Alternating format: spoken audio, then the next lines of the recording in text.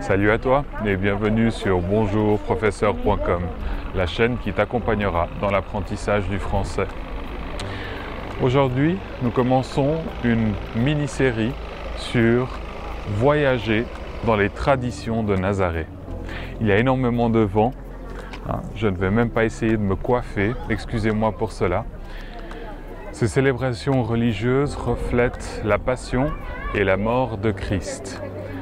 Nous passerons par 14 différents pas, une procession qui date de 1620. C'est l'église de la Miséricorde et c'est d'ici que sortira la procession jusqu'au sanctuaire qui se trouve dans le sitio de Nazareth, de l'autre côté, dans la colline. On voit de l'autre côté, voilà, jusqu'au sanctuaire qu'on verra ici.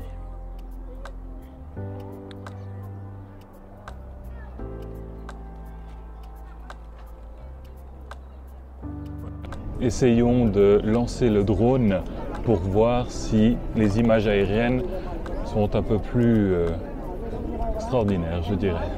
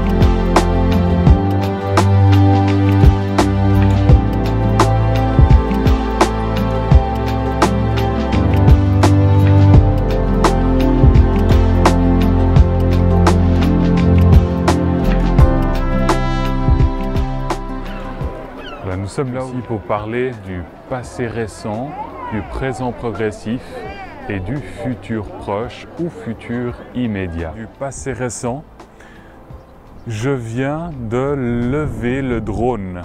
Je viens d'utiliser justement le verbe venir. Voyons voir la conjugaison du verbe venir.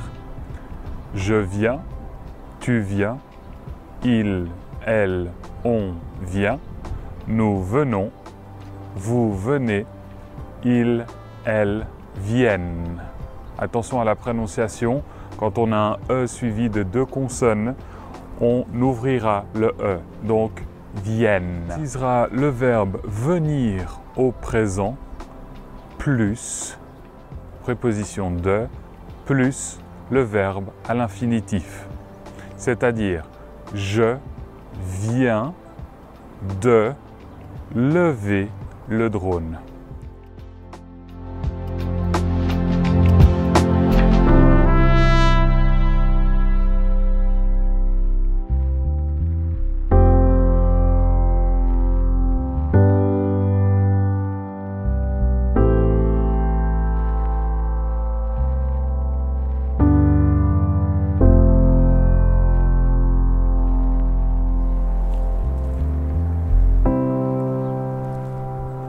Je viens d'enlever les lunettes. C'est un temps qui est extrêmement utile dans le français parlé. Pourquoi? Parce que nous n'avons plus besoin de connaître l'imparfait de tous les verbes. Je levais le drone il y a 2 minutes. C'est tout à fait possible.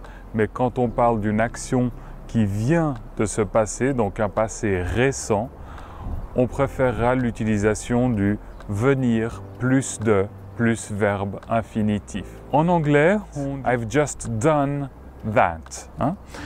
Acabo de hacer esto. Acabo de fazer isso. Donc, ça existe dans toutes les langues, en tout cas en anglais, espagnol et portugais. Ça existe aussi en français.